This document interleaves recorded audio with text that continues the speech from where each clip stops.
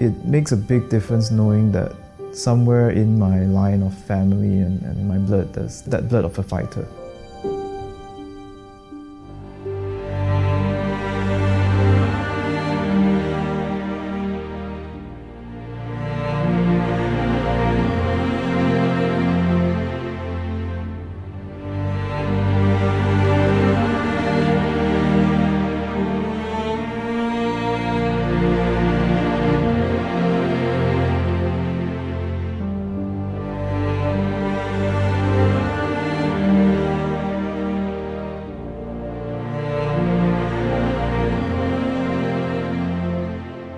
I think I was very little when my dad told me my grandfather was a commando.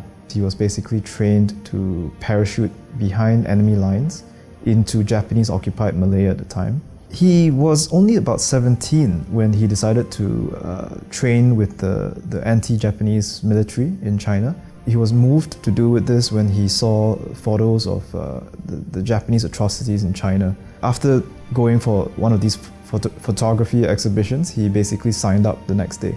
I think one of the major victories they had was identifying a naval base that the Japanese had in Penang, and they radioed that into the British, and they managed to actually bomb that naval base. They also were in charge of helping to organize the different guerrilla forces that were on the ground as well by the Malayan People's Anti-Japanese Army, which is, a lot of them were bandits, a lot of them were untrained fighters, so they had to go in and kind of facilitate their training and organization. The people that he met in the jungles were people that had been tortured, that had been beaten up by the Japanese. I think he met one of the guerrilla fighters who was a woman whose breast had been chopped off apparently, and trying to get these people to fight against the Japanese and organize them better. Clearly he's a war hero. He's someone who fought when the country needed heroes the most. He was a civilian at the time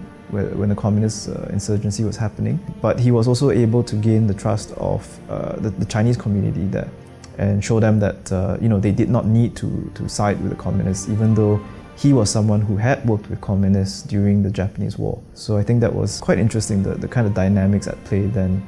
He clearly took the side of the Malaysian government, the Malayan government at the time, and chose not to take up arms with communists, and showed the other Chinese that he was leading that this is a better way, a better, more peaceful way.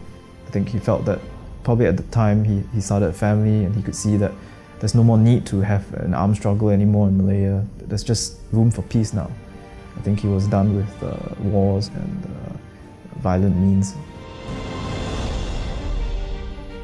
He definitely was driven by that love for the country to fight, to come back to Malaya even when it was occupied by the Japanese. He was also driven by love for country to lay down arms and also work with the government during the communist period. It makes a big difference knowing that somewhere in my line of family and my blood, there's that blood of a fighter. In everyday circumstances, I mean, even nowadays, there's always that feeling that we can continue to fight against injustices, against people who try to bring us apart.